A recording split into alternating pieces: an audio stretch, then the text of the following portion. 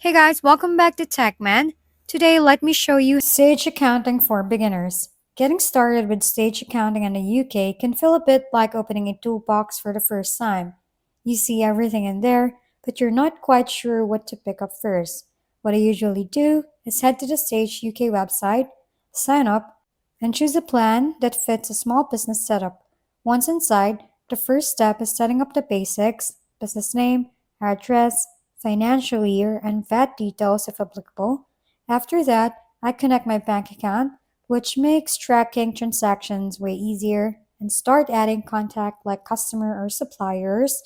From there, I test simple things like creating as an invoice or logging an expense just to get comfortable with the layout. Sage also helps with VAT and tax compliance, which is a big deal in the UK, especially with making tax digital.